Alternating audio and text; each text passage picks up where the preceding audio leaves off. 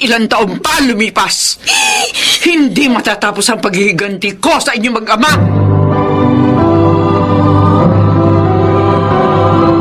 Handog ng DZRH ang tula sa kanyang panahon. Paano nga ba ang pagkakaroon ng mapagpatawad na puso na napulunan ng paghihiganti at puot? Mga kaibigan, tunghayan natin ang naging karanasan ni Amanda sa ating tulang sa kanyang panahon.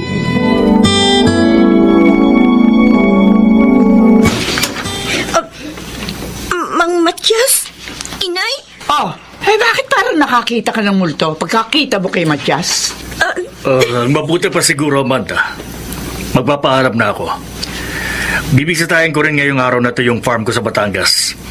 Hitik na raw sa bunga yung mga puno ko ng rambutan, kaya kailangan ng anihin. Wow! Naku naman.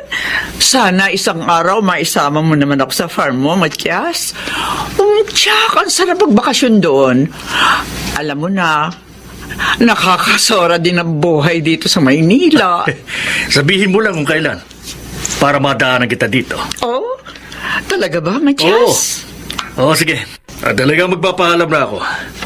Salamat sa pag-aasikaso mo sa akin, Amanda. Angie, alis na ako.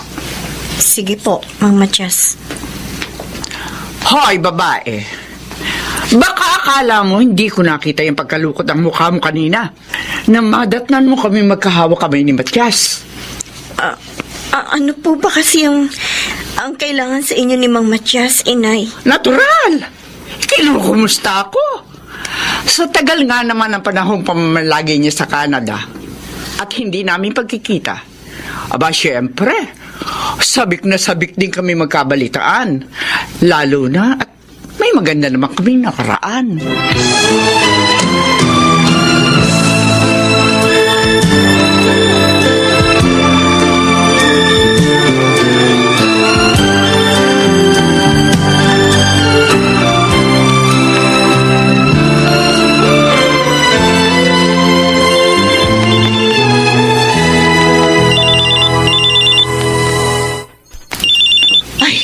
Anak ko, si Ramon. Siyang tumatawag mula sa Jeddah. Hello, anak! Inay! Ay, kumusta? Ay, naku, lagi ko talagang inaabangan ang mga tawag mo. Na-delay na nga nang na-delay yung pag-uwi mo dahil dyan sa pandemya. Maayos naman po ang kalagayan ko dito, Inay. Baka nga hindi muna ako makauwi. Hindi dahil sa pandemya, kundi may bago akong project. May ospital kaming sisimulang itayo rito. Kasama ako sa mga Filipino engineer na mamamahala sa construction. Ibig palang sabihin, matatagalan ka pa riyan sa Jeddah, anak. 3 taon ang pinirmahan kong bagong kontrata, Inay. Hanggang matapos ang proyekto. Isa nga ho pala, may iba ako. Kumusta ang mag-ina ko? Hindi sinasagot ni Amanda mga tawag ko. Mulat sa pula umalis ako sa Pilipinas, madalang kami magkausap. Binababaan agad ako ng telepono. Si Angie, madalas naman kami magkausap sa video chat sa messenger ng anak ko. Ay, kung tungkol kay Amanda, alam mo naman na hindi kami nagkikibuan ng asawa mo. Kaya, hindi rin kami nagkakausap tungkol sa mga bagay-bagay. Si Angie, madalas dito ang apo ko. Lalo na kapag hindi sila nagkakaunawa ang mag-ina. Hanggang ngayon, matigas pa rin ang kalooban ni Amanda. Ay, tulad yun ni Angie. Hindi rin niya ako magawang tanggapin at mahalin.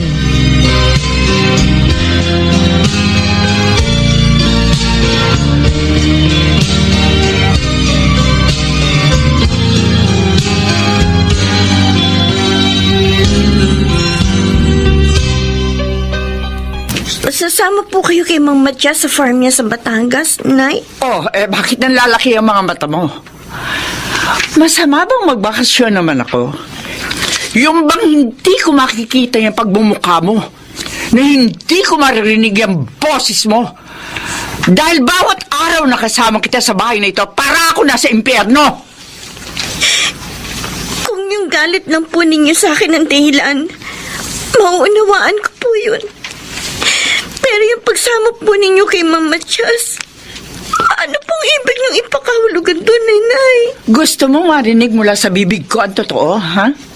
Pwes, pagkaraan ng maraming taon, napatunayan namin ni Matias na mahal pa rin namin ang isa't isa.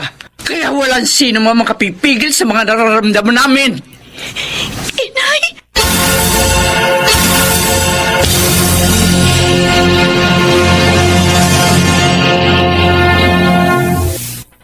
Wow!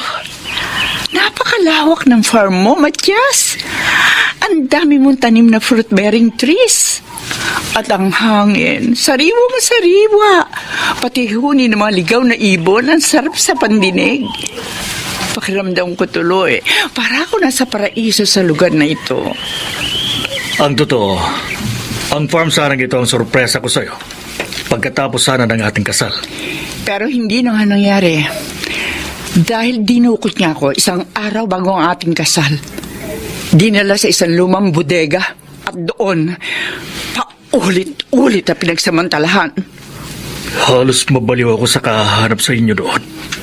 Ginalugad ko ang lahat ng lugar, pero hindi ko kayo natagpuan. Hanggang ngayon, hindi pa rin nawawala sa dibdib ko ang puot sa ginawang pagyurak ni Ramon sa aking pagkalalaki.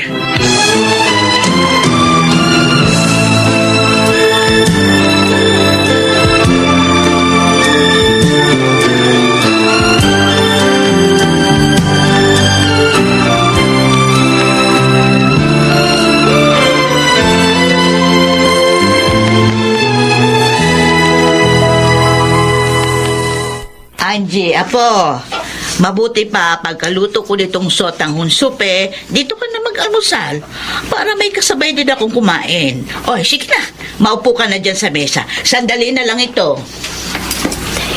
Hindi pa rin po bumabalik si Inay. Mula nung sumama kay Mang Matias sa Batangas. Ay, wala tayong magagawa sa mga desisyon ng nanay mo. Simulat sa Paul, wala siyang pinaninindigan kundi ang tigas ng kanyang kalooban. Bakit mo kasi sumulpot pa si Mang Matias sa buhay namin, Lola? At saka ano po bang gusto nilang palabasin ni Inay? Na itutuloy nila ang naging relasyon nila sa nakaraan? Kahit pa may mga pananagutan na sila? Ay, hindi ko rin alam po. Pero siguro, sa pagdaan ng mga araw sila rin yung makakasagot sa tanong na yan. Naniniwala pa rin akong may kamalayan pa rin sila sa buti at samang ihahatid sa kanila ng sitwasyon. Sila rin ang huhusga sa kanilang mga desisyon.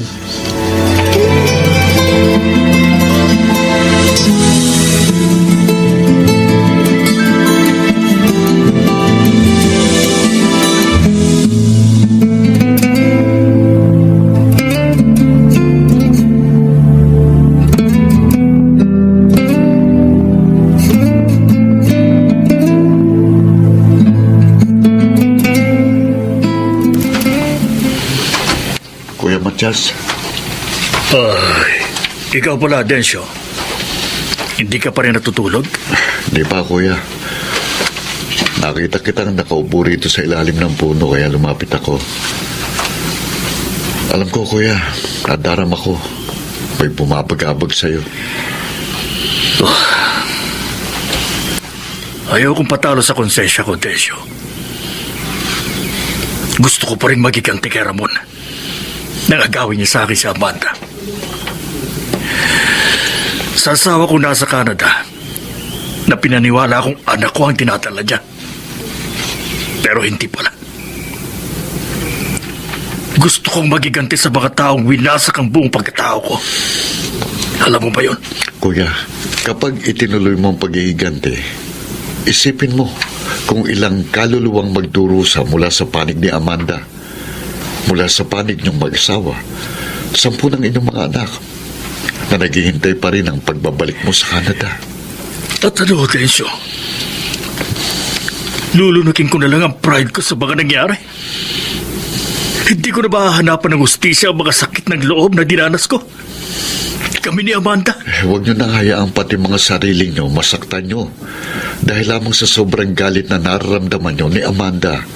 Huwag niyo nang hayaang lumalim pang mga sugat na nasa inyong mga puso. Sa huli, walang pinakamahirap kundi ang pagbabayad sa kalungkutan.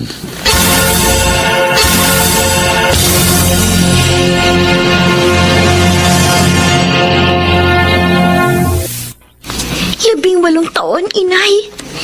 Hindi pa ba sapat? Na mula nang isilan ninyo ako, idinamay niyo rin ako sa paghihiganti niyo kay itay. Lumaki akong tutong na tira sa kalderong kinakain. Ang ulam ko kung hindi toyo, asin.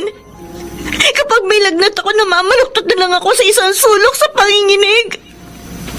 Na makatapos ako ng grade 6, pinahinto niyo na ako mag-aral. Hanggang saan? At hanggang kailan ninyo ako pagmamalapitan, inay? Adi, kahit ilang taong pa lumipas, hindi matatapos ang paghihiganti ko sa inyong mag-ama. Sana, kung paghihiganti lang po ang layunin ninyo, sana nung pinagbubuntis pa lang ninyo ako, hindi nyo na ako binigyan ng karapatang mabuhay para maging ganap na ang paghihiganti ninyo. Binuhay kita bilang bahagi pa rin ng paghihiganti ko sa iyong ama. Gusto kong makita rin niya ang mga pagdurusa mo. Pinanagutan ni Itay ang pagkakasala niya sa inyo.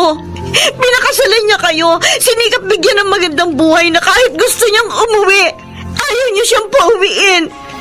Nagtitiis siya sa ibang bansa para pa rin sa inyong kapakanan. Huwag mo akong sumbatan! Dahil kahit kailan, hindi mo mauunawaan ang aking mga nararamdaman. Wagas ang pag-ibig sa inyo ni Itay, inay. Maaaring naging mali ang kanyang paraan ng pagpapakita ng kanyang pagmamahal. Pero naroon ang katapatan. Pero kayo, madamot kayo sa pagpapatawad. Madamot kayo sa pangunawa.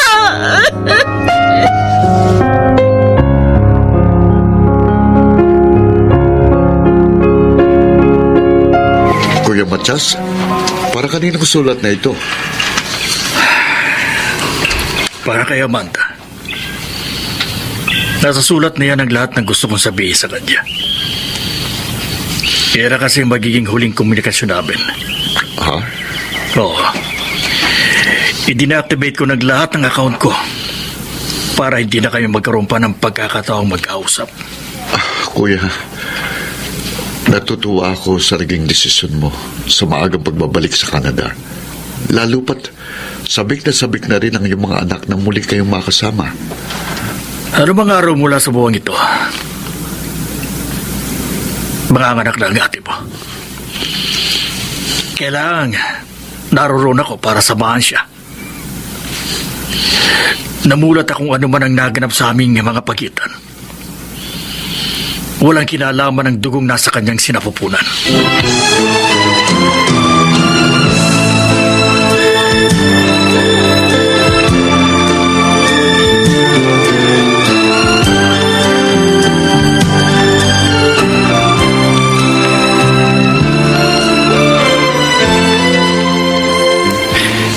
Tama ka, Matias.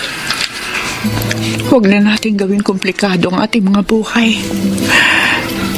Hindi na natin kailangan ibalik pa ano man ang nawala sa nakaraan. At tama ka pa rin sa sinabi mong tanggapin na natin ang mga buhay natin sa kasalukuyan. At gawin natin maganda at masaya ang mga ito.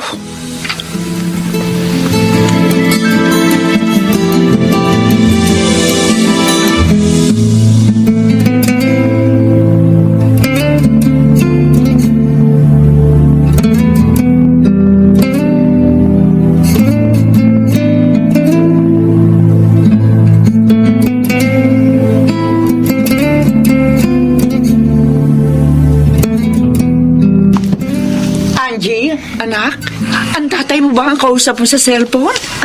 Oo, Opo, Inay. Akin na yung cellphone mo. Kakausapin ko siya. Opo. Ito po, Inay, ang cellphone ko. Hello, Ramon? Oh, kumusta?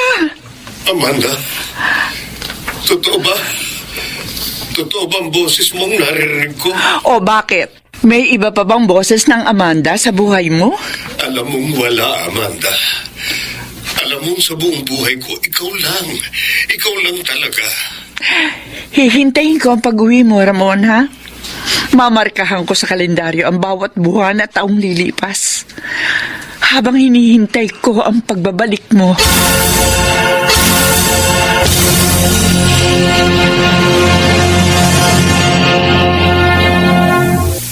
Sinasabing ang pagsasamahan ng isang mag-asawa ang pinakadakila sa mundong ibabaw.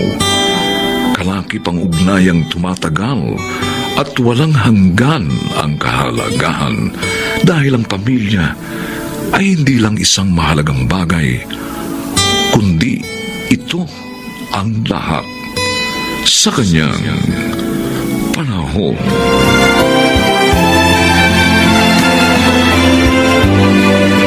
Mga nagsiganap: Susan Robles, Chiquit del Carmen Amor, Rosana Villegas, Lionel Benjamin, Maynard Landicho Jr., at Phil Cruz. Special sound effects Jerry Mutia. Technical supervision Eric Lucero at Bong Muyar. Musical scoring Buboy Salonga. Ang kasaysayang ito'y mula sa panulat ni Sel Barlam at sa pinagsamang direksyon ng inyong lingkod June Martin Legaspi at Bobby Cruz. Sa kanyang panahon.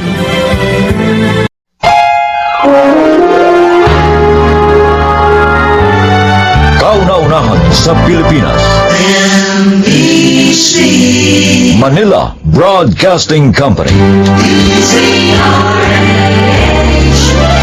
DZRH, member kapisanan ng mga broadcaster ng Pilipinas. Ano ba kinaiinis mo? Namamasyal lang naman ako sa mga kaibigan ko na may pera. Nililibre nga nila ako, oh. Eto, oh, tingnan mo, binili nila ako ng magandang bag at sapatos. Sinungaling!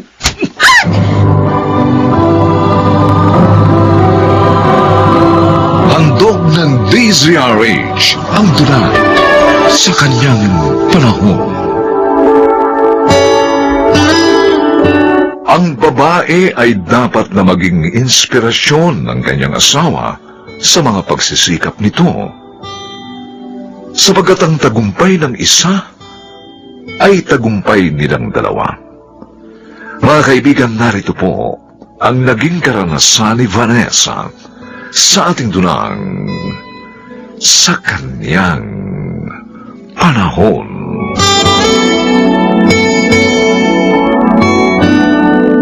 Ano? Wala ka ng pera? Ibinigay ko naman lahat ng sahod ko sa'yo. Bumili kasi ako ng damit at sapatos. Gagamitin ko yun sa reunion ng klase namin. Pero Vanessa, matagal pang sweldo ko. Paano tayo? Di mangutang ka na lang, ano ba? Pambira ka naman, oh. Minsan lang naman ito, eh. Dala ko na nga makabili ng mga bagay na gusto ko dahil sa liit ng sahod mo. Pwede naman natin mapagkasya ang kita ko. At makaipon ng kahit konti. Kung matututo ka lang. Magtipid ka. Bakit naman kasi? Madali lang naman ang mga gawain dito sa bahay. Kumuha ka pa ng katulong. Ganon, kasalanan ko pa, ha? Wisit ka talaga. Ikaw na nga itong maliit ang kita. Ako pa sisisihin mo? Hindi kita sinisisi. Ang gusto ko lang sana, tulungan mo ako sa pagsisikap ko. Matuto ka namang magtipid at maging inspirasyon kita. Aba, wala akong maramdaman sa pagsisikap na ginawa mo, Ronald! Wala!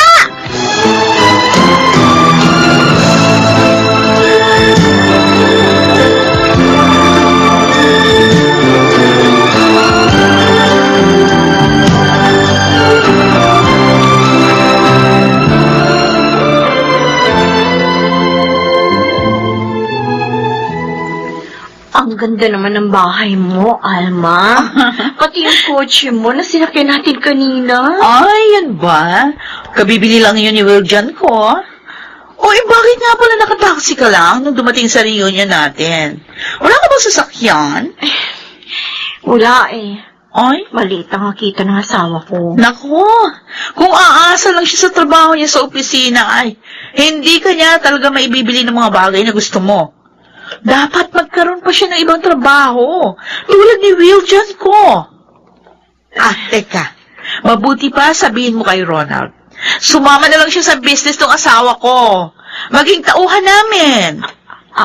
Oo, malakas ang kita ng asawa ko sa negosyo niya. At hindi malulugi si Ronald kung sasama siya kay Will John. Hindi. Ayoko ng trabahong yun, Vanessa. Hindi ka naman mahihirapan eh. Dahil tutulungan ka ni Will John.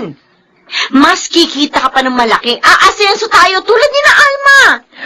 Vanessa, mahal mo pa ba ako? Ano ba naman kadramahan yan, Ronald? Sagutin mong tanong ko. Hindi natural, asawa kita eh. Kung ganun, bakit gusto mo akong ipahamak? Ang arte mo naman eh. Hindi ka naman mapapahamak eh. Sasamahan ka ng asawa ni Alma hanggang masanay ka. Ako yata ang hindi mo mahal eh. Vanessa, Dahil pinahirapan mo ko sa buhay natin.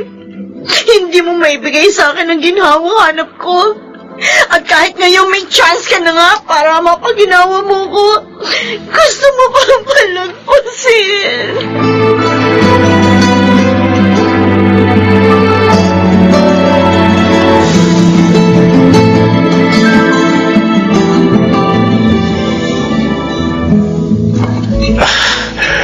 Masaya ako. Pumayag ka mag-dinner tayo dito sa restaurant na ito.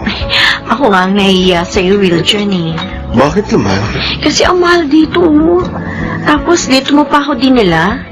Eh, wala naman si Alma. Kasi nga mas maganda ka kay Alma. Hindi kita maaaring pakainin sa karinderya lang. Salamat. Eh, nasaan nga ba yung kaibigan ko? Nasa Baguio, kasama ng mga barkada niya. Buti pa siya. Nakakapagbagyo. Si Ronald naman kasi, ayaw pang sumama sa business mo. Talagang may mga lalaking mahinang dumiskarte. Kawawa ka naman tuloy. Nahihirapan ka sa kanya. Sinabi mo pa. Swerte nga ni Alma sa'yo eh. Kasi, gwapo ka na, madiskarte pa. Kung ako naman ang naging asawa mo, lahat gagawin ko para maging masaya ka. Will John. Vanessa. Bakit mo ko hinalikan? Noong una pa lang kitang makita sa bahay namin, nagustuhan na kita, Vanessa.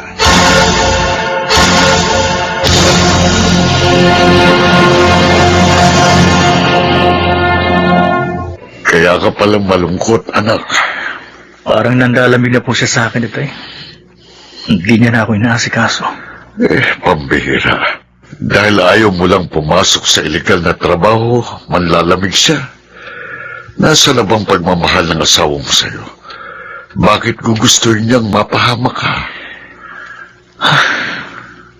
Hindi ko na po alam kung anong gagawin ko. Nahihirapan na akong pagpasensyahan siya. Sana naman maliwanagan ng asawa mo para huwag masirang inyong pagsasama.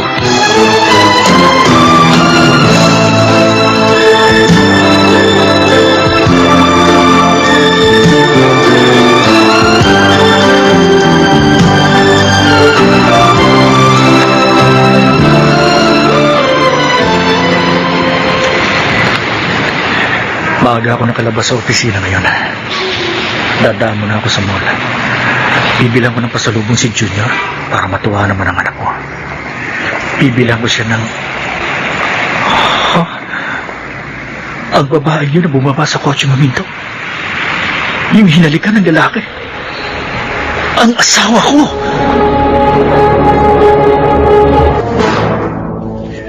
Gabi ka na namang umuwi, Vanessa. Nauna pa ako sa yung dumating. Dinatnan ko pa si Nanay Esper dito. Eh, ano ba kinainis mo? Namamasyal lang naman ako sa mga kaibigan ko na may pera. Nililibre nila ako. Eto nga, oh. Ibinili pa ako ng magandang bag at sapatos. Sinungaling! Wisit ka! Bakit mo ako sinampal? Tanggap ko na sinisigawan mo ako. Dinumura mo ako. Pero alam mo kung anong hindi ko matatanggap? Ang pagkataksi mo sa akin! Hindi ka na makakapagkela. Ilang beses ko na kayo sinundan ng lalaki mo. At yun pa palang asawa ni Alma. Yun ang naging kalaguho mo. Yung gusto mong samahan ko sa pagbebenta ng illegal na droga. Ronald, I'm sorry. Napakasakit, Vanessa. Ang sakit na ginawa mo sa akin. Hindi ka na mapapatawad. Maghiwalay na tayo!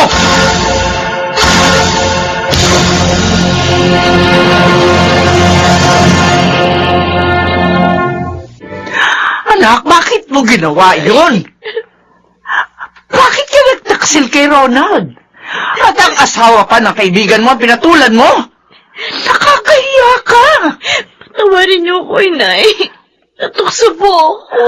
Mabait naman ang asawa mo, masipag. Ikaw ang sumira sa pamilya mo. Ikaw at ang pagiging kapritsosa mo. Nay. Diyos ko, siya kasusuklaman ka ni Alma kapag nalaman niyang ginawa mo. Si Alma, tumatawag sa cellphone ko. Hello, Alma? Vanessa, Oh, bakit ka umiiyak? si Will John, hinuhay ng mga pulis at napatay. Ano? Oo, Si Viljan, patay na? At paano nangyari yun? nalaban siya sa pulis sa kanya, kaya siya napatay. Puntahan mo ako rito, Vanessa. Oo, sige. Pupunta ako dyan.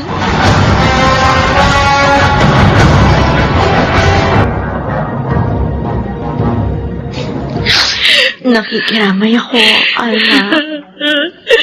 Paano na kami ngayon? Ang anak ko, Vanessa. Wala akong alam na trabaho. Si Viljan lang ba ang nagtrabaho sa inyo kahit noon pa? Oo. At dahil nga nawili ako sa malaking kita niya sa pagtitinda ng mga party drugs, kaya kahit mag-ipon, hindi ko nagawa. Buti ka pa nga, kahit na mahirap kayo, buo pa rin ang pamilya mo. Alma, May asawa ka nga alalay sa'yo sa oras ng kalungkutan mo. Hindi tulad ko, mag-isa na lang. Pinag-uusapan pa kami ng mga tao.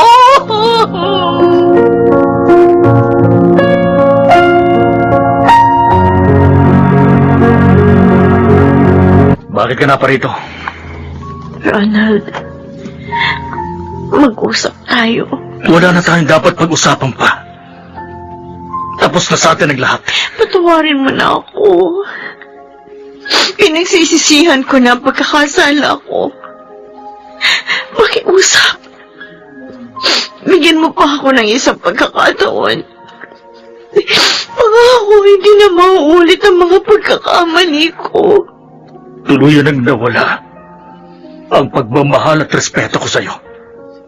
Dahil sa ginawa mo. Tanggapin mo na lang ng maluwag sa dibdib na maghihiwalay na tayo. At pilitin nating magampanan pa rin ang ating mga tungkulin para sa ating nag-iisang anak.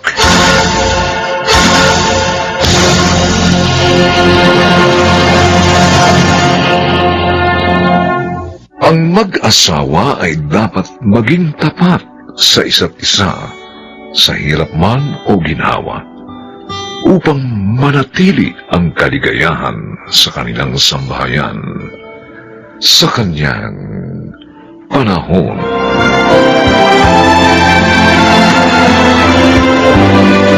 Mga nagsiganap: Chiquit del Carmen Amor, Rosana Villegas, Susan Robles, Phil Cruz, Lionel Benjamin, at Maynard Landicho Jr.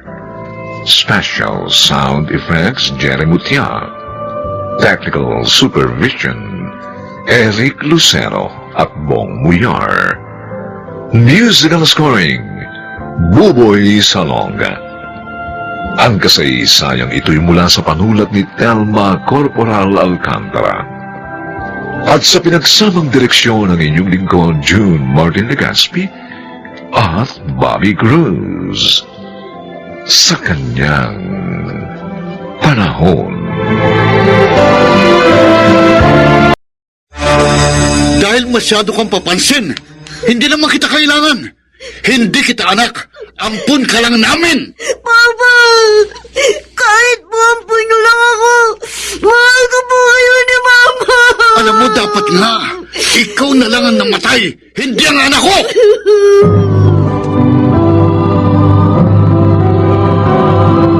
Handog ng DZRH ang dula sa kanyang panahon. May mga magulang na hindi pantayang tingin sa mga anak. Kinakailangan pa ang masakit na pangyayari upang ito ay mabago. Mga kaibigan, narito po ang naging karanasan ni Jmar sa ating dulang sa kanyang panahon. Yes! Dumating na si Papa! Papa! Papa, may pasalubong po ba kami ni Kuya? Siyempre naman, may pasalubong ako sa iyo, Junior. Eto, tignan mo. Wow! Ang gusto kong t-shirt! Thank you po, Papa! Hindi lang yan, anak. Binirhan din kita ng paborito mong food. Talaga po. Thank you po, Papa! Junior anak, mamaya na kainin yan ha, after dinner. Yes, Mama! Oh, Papa, ako po ba? May pasalubong din? Sa susunod ka na lang, Glenn. Kinapos na ako ng pera. Tsaka, huwag kang ang gaya ng gaya kay Junior. Mas bata yan sa'yo. Kaya siyang mas dapat pasalubungan. Hindi bali anak. Ako na lang ang bibili ng pasalubong sa'yo bukas.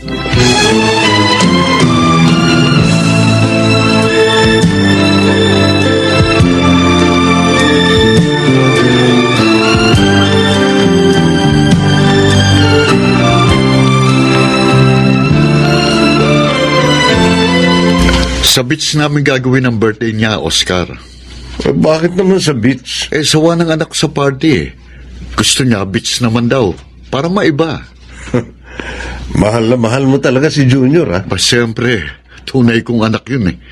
Kaya nakalimutan mo na ang inaanak kong si Glenn. Pare, ampun lang namin si Glenn. Alam mo naman yan. Hindi naman niya kasalanan yun eh.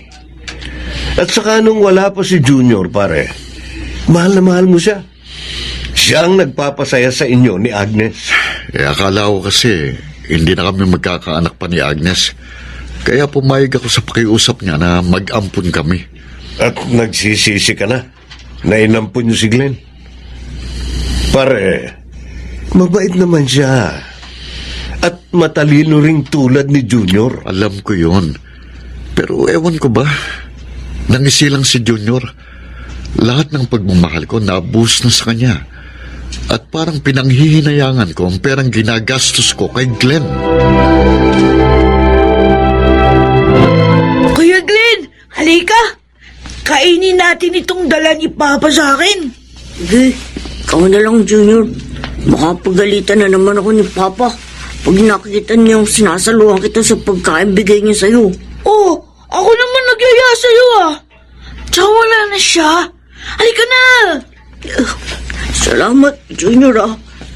Lagi mo akong binibigyan ng mga dala ni Papa. Siyempre! Kasi kuya kita. At saka, love kita. Kahit ampun lang ako. Oo! Love kita!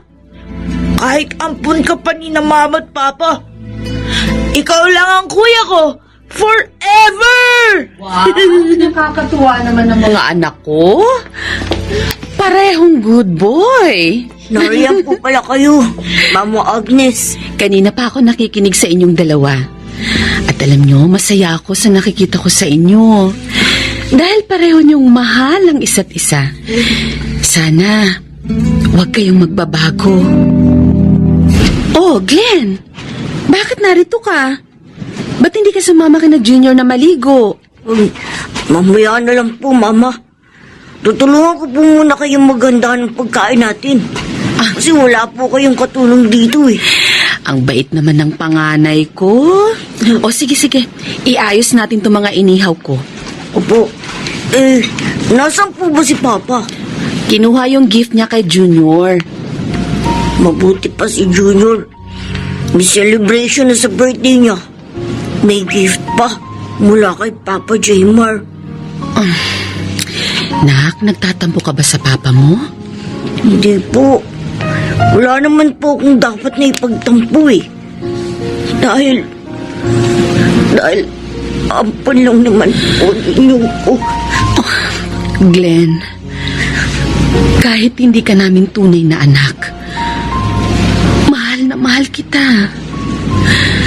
Sana po, mahalin din po ako ni Papa. Agnes! Agnes! Tay! Bakit po? May problema po ba? Tumahangos kayo? Si Junior! Oo. Ang apo ko! Bakit? Ano po nangyari sa kanya? Lola Edong! Bakit, Tay? Ano nangyari? Nakabitaw siya sa salbabida. Hindi na malaya ng mga kasama niya. Hindi! Nasaan ang anak ko? Nasaan si Junior?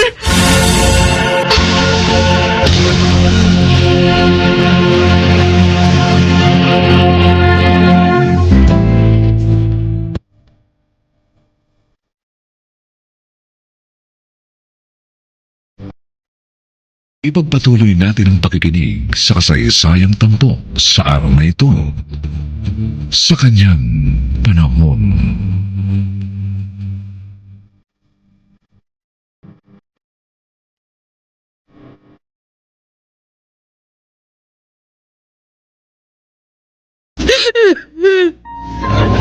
Junior, anak ko.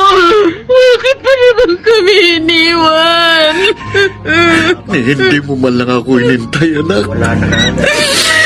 Maring Agnes, parang Jaymar, nakikiramay ako. Wala nang anak ko, Oscar. Wala nang binilhan ko ng regalong ito! Parang Jaymar, huminaon ka na. Alam ko lang nang mangyayari ito. Hindi na lang sana kami nag-celebrate sa beach. Hindi na lang sana! Papa, dinalang ko po kayo ng breakfast. Bakit tinalan mo ko niyan? Humihingi ba ako? Sabi po kasi ni Mama Agnes, masakit daw pong ulo ninyo. Kaya dinala ko na lang po dito yung almusal ninyo. Alisin mo yan! Papa, bakit niyo po tinabing ang plato? Nadaban po tuloy ang pagkain. Dahil masyado kang papansin. Hindi naman kita kailangan. Hindi kita anak. Ampun ka lang namin. Papa, kahit po ampun lang po ninyo ako. Mahal ko po yun ni Mama. Alam mo, dapat nga, ikaw na lang ang namatay. Hindi ang anak ko! Papa.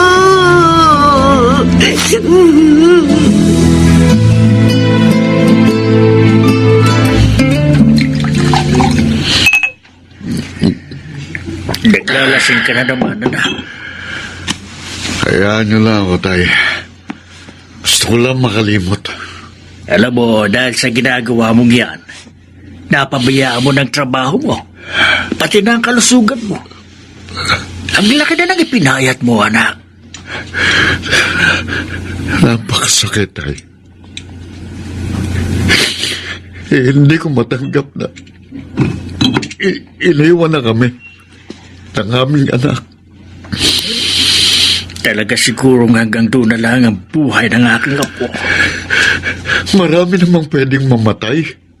Mga masamang tao. Bakit ang anak ko pang kinuha niya? Bakit? Anak, Wala tayong karapatang pangunahan ng Diyos sa kanyang kagustuhan. Tay, wala na kaming anak. Nariyan pa si Glenn. Sa kanya mo na lang ibuhos ang iyong pagmamahal. Hindi ko anak ang batang yun. Dapat nga siya na lang ang namatay. At hindi si Junior ko! Huwag kang magsalita ng ganyan, anak. Inosente si Glenn. Walang kasalanan sa nangyari. Mapalad ka nga dahil kahit maagang kinuha sa inyo si Junior, naranasan mong maging tunay na ama. At bukod doon, iniwan sa iyo ng Diyos si Glenn upang lumingap at umaliw sa inyo ni Agnes. Hindi ba dapat ipagpasalamat mo yon sa Diyos?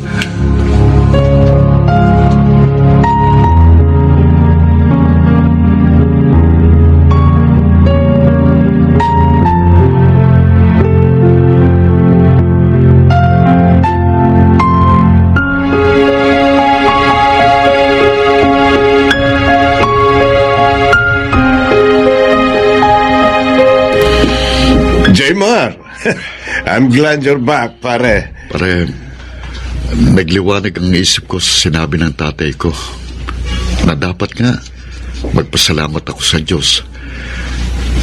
Kahit ganitong nangyari sa amin, ipinaranas niya sa akin ang maging tunay na ama. Tama si Mang Edong. At hindi lahat nararanasan yun, pare. Totoo yan, Oscar. Kaya nga nang maliwanagan ako, agad akong humingi ng tawad sa Diyos. At eto nga, naisip kong magtrabaho na uli. Sana, pare, may balik mo na rin ang pagmamahal mo kay Glenn. Kailangan ka ng bata. Teka, pare, si Agnes tumatawag. Hello, Agnes. Napatawag ka. Jaymar, si Glenn! O, bakit? Anong nangyari sa kanya? Nawawala siya! Ano? Baka naman nasa kapitbahay lang. Pinuntahan ko na silang lahat pero wala talaga siya doon. Jaymar, nag-aalala ako. Baka naglayas siya. Sige. Uwi ka agad ako dyan. Hahanapin natin siya. Bilisan mo! Oo. Tama ba narinig ko, pare? Nawawala si Glenn? Oo, pare. At kasalanan ko.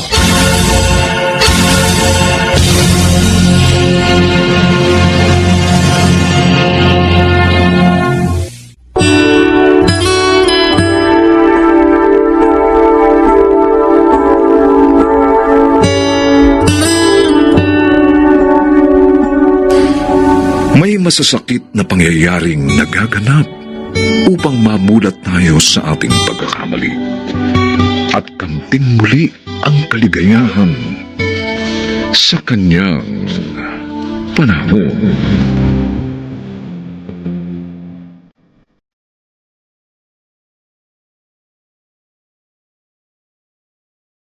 Mga nagsiganap, Phil Cruz, Jenaline de la Cruz, Chiquit del Carmen Amor, Rosana Villegas, Lionel Benamin, at Maynard Landicho Jr. Special Sound Effects, Jerry Mutia. Technical Supervision, Eric Lucero at Bong Muyar. Musical Scoring, Buboy Salog. Ang kasaysayang ito ay mula sa panulat ni Telma Corporal Alcantara at sa pinagsanong direksyon ng inyong lingkod June Martin Legaspi at Bobby Cruz. Sa kanyang panahon.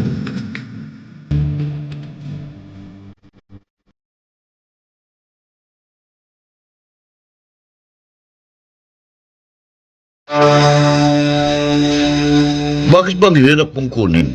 Kung tutuusin, hindi ka na dapat magpakipot. Dahil dalawa ng anak mo. Hindi ako nagpapakipot. Nagbagong buhay na ako. At aw sa puso ang ginawa ko. Ayoko nang ihulog ang sarili ko sa kumunoy ng kasalanan. At sana, ganon din ang gawin mo.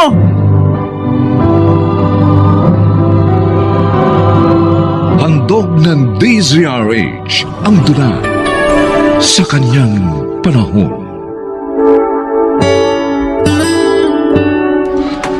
Ang dalawang pagkakadapa ay lumilikha ng malalim na sugat sa isang tao. Ito ang naging karanasan ni Nelia sa ating dulang sa kanyang panahon. Kumusta na ang pakiramdam mo, anak? Medyo nanghihina pa po ako, Tay. Ano po, anak ko? Babae po ba o lalaki? Lalaki, Nelia. Isang gwapo at malusog na sanggol na lalaki. Kawawa kong anak. Tulad din siya ng kanya ate Ditas. Walang makikilalang ama. Oh, Dahil iniwan din ako ng pangalawa kong minahal. huwag ka nang umiyak. Baka makasama pa sa'yo. Paano na po ang mga anak ko? Paano ko sila bubuhayin? Hindi ko kayo pababayaan, anak. Tutulungan kita sa pagtataguyod sa mga apo ko. Palalakihin natin may takot sa Diyos at busog sa pagmamahal ng mga apo ko. Kahit pareho silang walang ama. Sana lang, anak, maging aral na sa iyo ang 2 beses mong pagkadapa. Maging maingat ka na, anak. Lalo na sa larangan ng pag-ibig.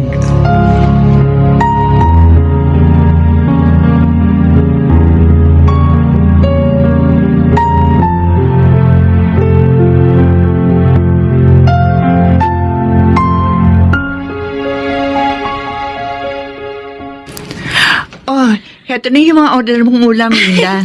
Salamat sa pagdadala, Nelia. Uy, kumusta na yung karinderya mo? Ayos naman. Medyo malakas yung kita. Kaya nakakapagtabi ako kahit papaano. Paano hindi lalakas ang kita mo? Sabi ni Mang Tomas, hindi lang tanghalian ng tinda mo. May almusal ka na ring tinda. Oo nga eh. Kakahiya naman kasi kay Itay. Kung iaasa ko pa sa kanyang 2 anak ko. At saka, Linda, gusto kong mapaghandaan ang pag-aaral nila.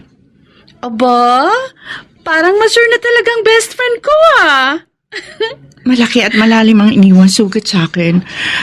Nang 2 beses kong pagkakamali sa pag-ibig, Linda. Wala ka na bang balak mag-asawa? Marami namang nanliligaw sa'yo. Kayang buhayin ang mga anak mo. Ay, nako. Iyoko muna isipin yun. Ang gusto ko ngayon, ibuhos sa negosyo ko at sa mga anak ko ang aking panahon. Talaga lang Mahirap ipakipagsapalaran ng mga bata, Linda. Anong kabuang bayad ko sa gagawin mong pagluluto sa birthday ko, Nelia? Naku naman, Basyong. Sobra ng 3,000 tong bayad mo. Sobra pala. Honest ka talaga, ha? Kung iba yun, baka hindi na ibalik pa sa akin. Hindi naman ako ganun eh. At saka ayoko may masabing hindi maganda sa akin yung mga customer ko. Oh, eto yung sobrang pera mo. Huwag na. Tip ko na sa'yo yan. Para lalo mong sarapan ang mga luto mo. Sige, di. Salamat. Huwag kang mag-alala. Sasarapan ko talaga ang lahat ng ipaluluto mo para hindi ka mapahiya sa mga bisita mo. Yun. Oh, may nag-text sa'yo. Ay, nag-text si Ditas. Sandali lang, ha? Ano? Oh, ano? Bakit bigla kang nag-alala? May nangyari ba sa inyo?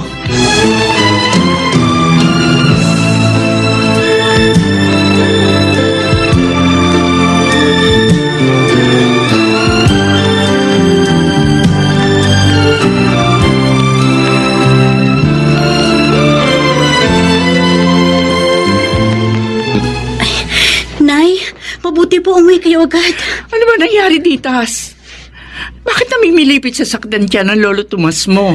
Hindi po namin alam Dinatnan lang po namin siya ni Randy na umiiyak sa sakit ng tiyan. Sige, tulungan niyo ako. Ayusin niyo ang gamit ng lolo niyo. Dadali natin siya sa ospital ngayon.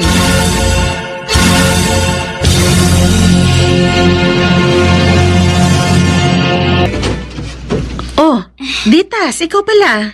Dala ko na po yung mga ulam natin next nyo, Tita Linda. Akin na. Salamat ha. Kumusta ng lolo nyo? Nasa ospital pa po. Naroon nga po si Inay. Ha? Sino nagbukas ng karinderya? Kami po ni Randy. Kayo lang? Mabuti kaya nyo. Opo. Naturuan na rin po kami ni Inay na magluto Ah, ano raw bang sakit ni Mang Tomas? May kidney stones daw po.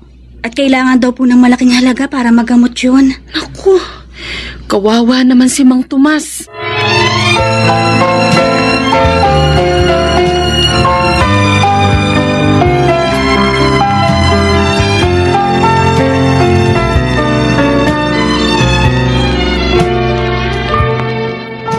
May mga kidney stone palang nakita kay Mang Tomas, Nelia. Oo, Masyong Kaya nga gulong-gulong isip ko kung saan ba ako kukuha ng pera para maipagamot si Itay. Huwag kang umiyak.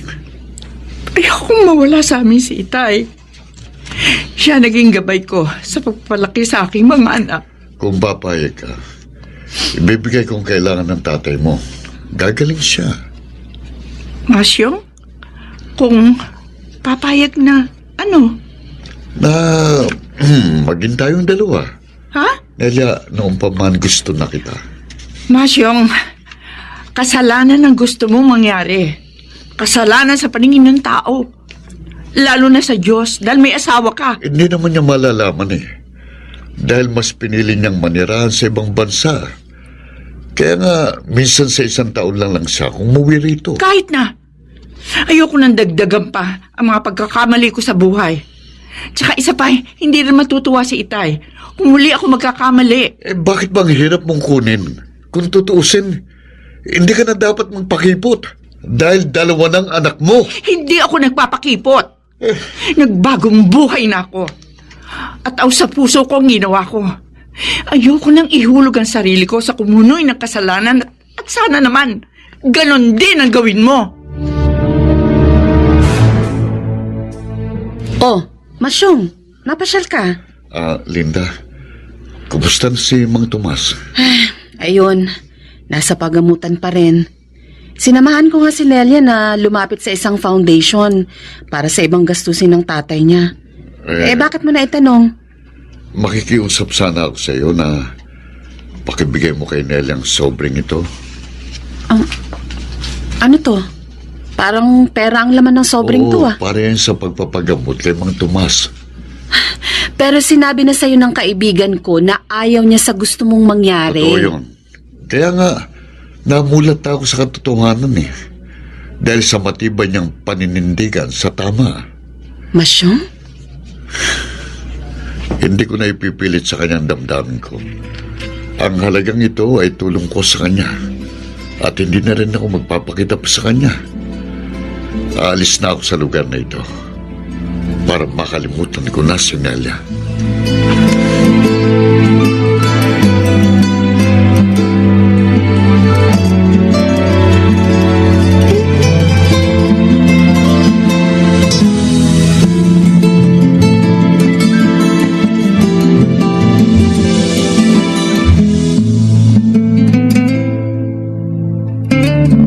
O Itay, dito kayo magpo.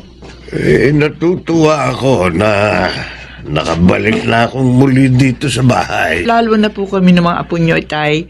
Dahil ngayon, magaling na ho kayo. At makakapiling pa namin ang mahabang panahon. Oo nga, anak. Hindi tayo pinabayaan ng Diyos sa panahon ng pagsubok. Totoo po yun. Kaya naman nagpapasalamat po ako sa Panginoon Diyos. Pinatatag niya ako sa panahon ng pagsubok. Kaya hindi na ako nahulog sa kasalanan. Oo nga, anak. Bagkus, naakay mo pa si Masyong na magbago.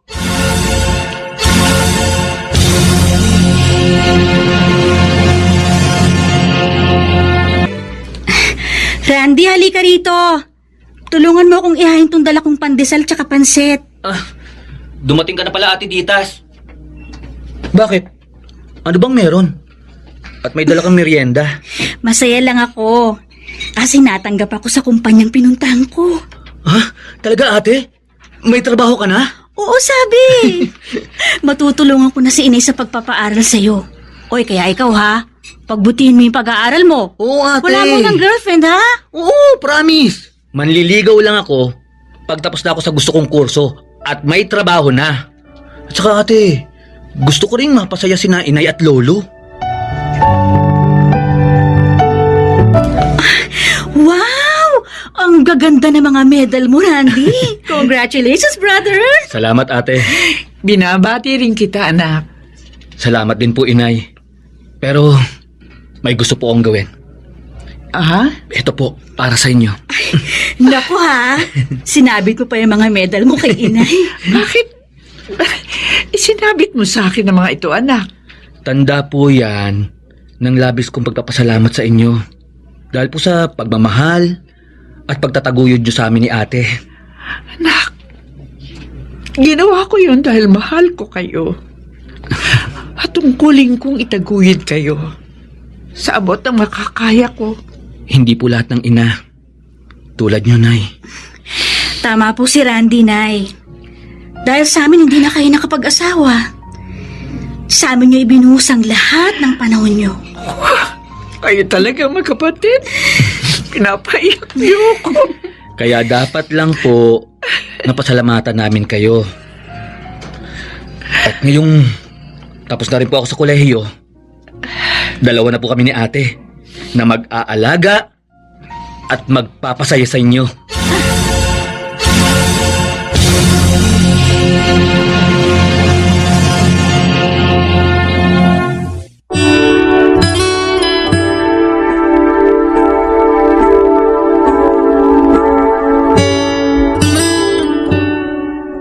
May mga taong bagamat walang swerte sa pag-ibig, ay binigyan naman ng Diyos ng ibang pagpapala.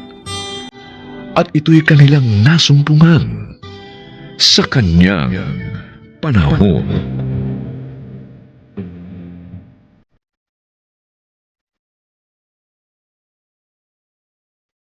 Mga nagsiganap: Susan Robles, Lionel Benjamin, Babes Angeles, Alan Ortega, Jenaline de la Cruz at Phil Cruz. Special Sound Effects, Jerry Mutia. Technical Supervision, Eric Lucero at Bong Muyar. Musical Scoring, Buboy Salonga.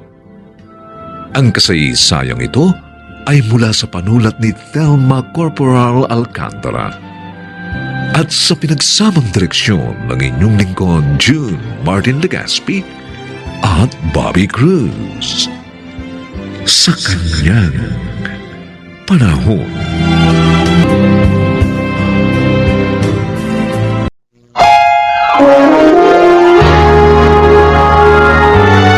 Kauna-unahan sa Pilipinas. Manila Broadcasting Company. DZRH, member, kapisanan ng mga broadcaster ng Pilipinas. Kahit kailan, hindi ko hiniling sa Diyos ang kapariwaraan mo, Bianca. At lalong hindi mo dapat sisihin ng Diyos sa anumang kinahinatnan mo ngayon. Hindi niya layuning taglayin mo ang ganyan sakit. Pero bakit ang hirap tanggapin ang katotohanan, Nay? Bakit ang hirap nitong aminin?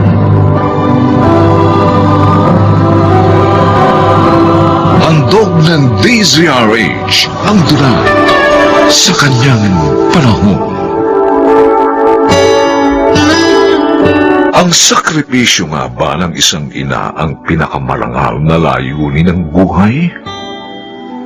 Mga kaibigan, narito't ating pakinggan ang naging karanasan ni Alicia sa ating dulang sa kanyang panahon.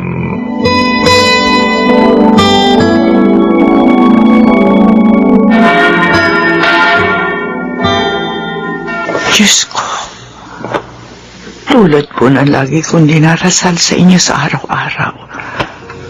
Haplusin po niyo ang mga puso ni Nanaldo at Bianca. Gabayan niyo po sila upang ang tamang landas ng buhay ang kanilang tahakin. Patnubayan mo rin po silang palagi para sa kanilang mga kaligtasan.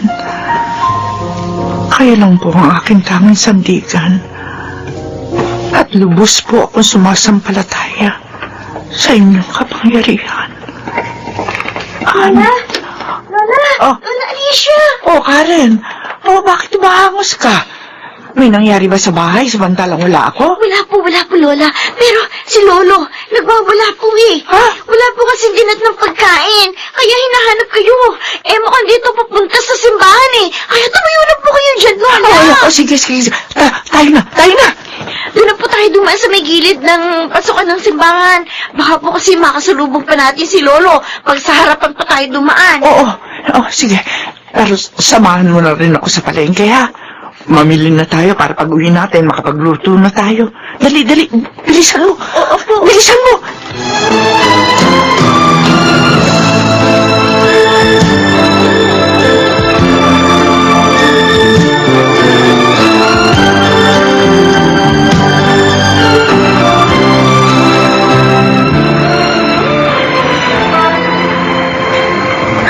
Ang aga mo naman, Bianca.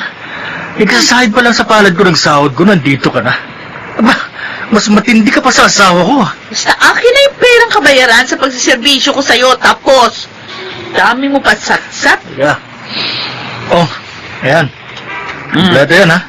Oh. Kaya kailangan, pag lumabas tayo mamaya, yung gusto ko lahat ang masusunod, ha? Oo ba? O paano?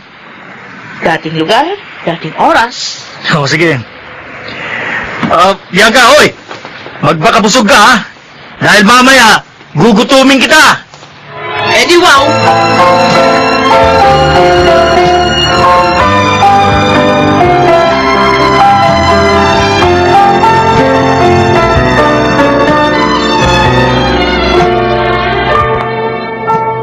Hoy, Alicia, ito ang tandaan mo, ha?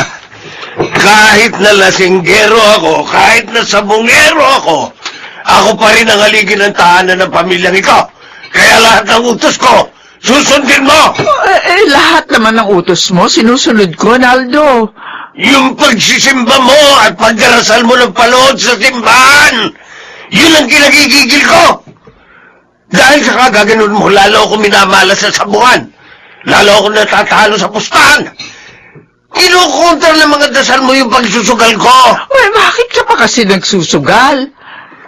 Hindi ba mas mainam kung ibibili na lamang natin ng pagkain yung pera mo? Mabubusog pa pati yung apo mong si Karen. Isa pa yung Karen na yun eh. Lagi niya ako nauunahan sa pagsugod sa simbahan. Hindi tuloy kita mahuli-huli naglalakad ng paluhod doon eh. Hindi ko maintindihan kung anong gusto mong palabasin sa paglalakad ng nakaluhod. Naiinsulto ko sa ginagawa mo. Pinagdarasal ko lang naman ang kaayusan ng buhay natin, Aldo. Oh, may nabago ba sa buhay natin? Wala, di ba?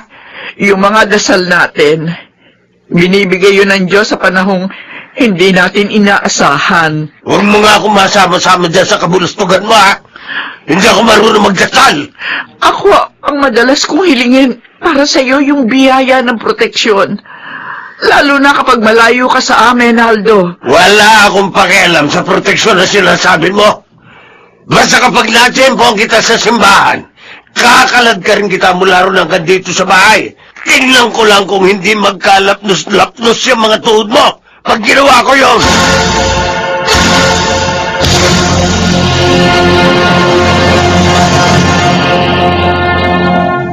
Karen, tayo mo ako. Oy, Lodi, maglalatag ka na rin ng mga paninda mo ukay-ukay? Oo, inagahan ko na rin para makarami ng benta. Tapos, para makapamili naman ng mga bagong paninda. Sipag mo talaga, ha? Wala naman akong aasahan kundi ang sarili ko, di ba? Ay, parang kami ni Lola Alicia. Wala rin kami aasahan kundi ang mga sarili namin. Si Lolo Naldo, sa sabong din na uuwi ang kinikita niya sa pagkikristo doon sa sabungan. Si inay naman, kahit may hawak siyang pera, wala rin pakialam kung kumain man kami o hindi ni Lola. Kung bakit kasi may mga taong pasakit sa buhay ng kapwa nila, no? Oo nga. Hindi ba pwedeng mapabait at mapagmalasakit na lang ang lahat ng tao?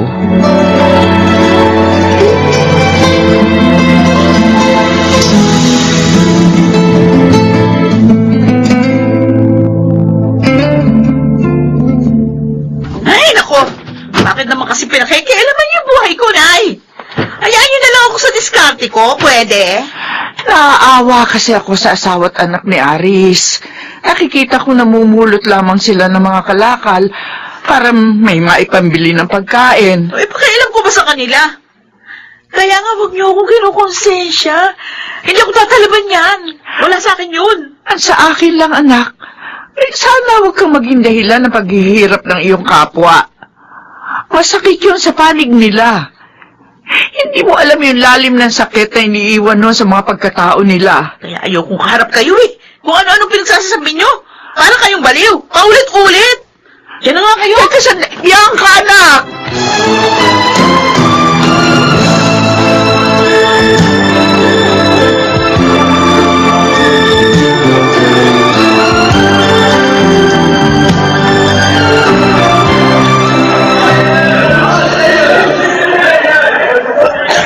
Anak na, wala na palang laman tong bulsa ko. Wala na akong pera. Wala na akong pambayad sa pustahan. Hindi ba, dayo naman yung kapustahan ko eh. Tiyak na hindi niya natatandaan ang mukha ko. Kaya sasalisin na lang ako sa maraming tao. Tama. Sasabay ako sa paglabas ng maraming tao. Hoy! Nakapunta, ha? Ha? Wala kang pambayad, kaya tatakas ka, no? Ha? Hindi ah. Hindi ako tatakas. Talagang hindi mo ako tatakasan. Dahil lalagyan kita ng gripo sa tagiliran. Uy! Ano? Anong sinasabi mong may infection ka ng AIDS, Aris? May mga sintomas na ako nararamdaman kaya para makasigurado ako, nagpa-test ako. Hindi ko rin matanggap na nag-positive ako, Bianca. Pero kanino mo nga nakuha yan?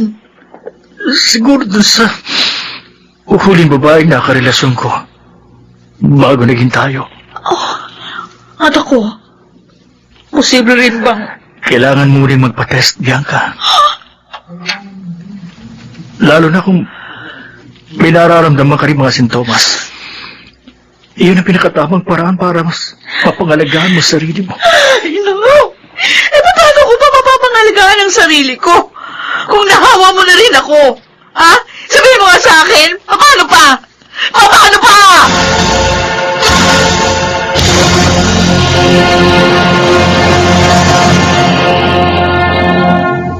Kala ko ba? Dahil naglalakad kayo ng paluho sa simbahan, pinagdarasal niyo kung para sa kapakanan ko. Pero heto ako, Nay. May impeksyon ng isang sakit na wala ng kagalingan. O hindi kaya kaparusahan ko ang hiniling niyo sa Diyos? Anak, Para lang mamulat ako sa mga pagkakamali ko. kahit kailan, hindi ko hiniling sa Diyos ang kapariwaraan mo, Bianca. At lalong hindi mo dapat sisihin ng Diyos sa anumang kinahinatnan mo ngayon. Hindi niya layuning taglihin mo ang ganyang sakit. Pero bakit? Bakit ang hirap tanggapin ang katotohanan, Nay? Bakit ang hirap nitong aminin? Siguro, ang pinakamabuti mo pa rin magagawa. Buksan mo ang puso mo para mapagtanto rin sa isip mo ang mga nangyari, anak.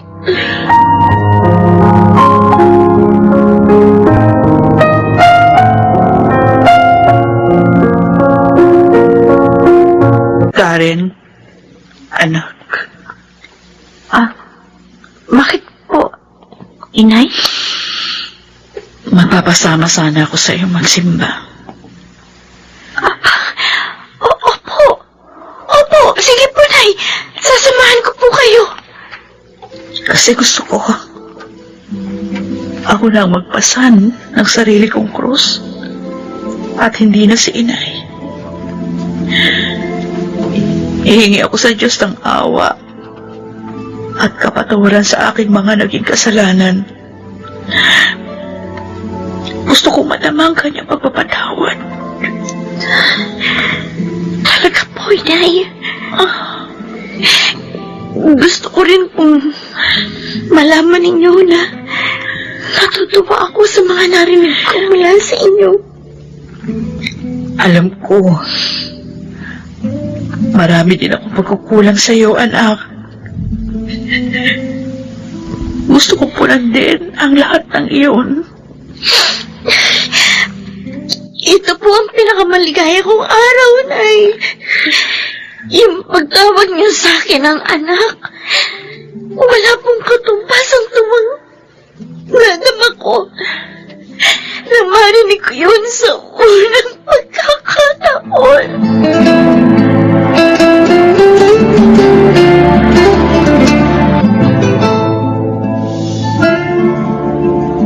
Panginoon, maraming salamat po sa ikalawang buhay na ito na ipinagkaloob niyo sa akin.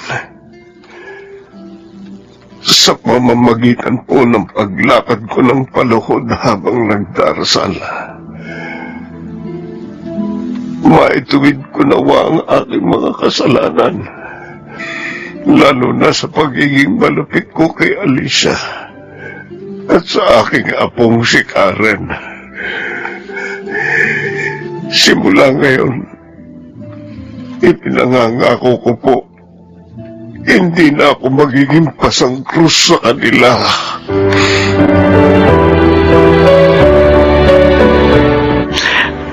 Panginoon, maraming salamat po sa pagtugon niyo sa aking mga dalangin. Para sa patnubay ng pagbabago na hiningi ko sa inyo.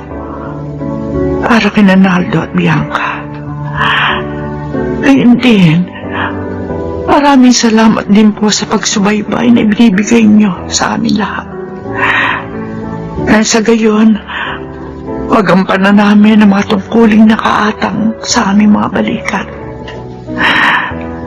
Sana rin po, hindi kayo magsawang magbigay sa amin ng kalakasan, talino, at pagpapasya na magagamit namin panlaban sa mga pagsubok ng buhay. Amen.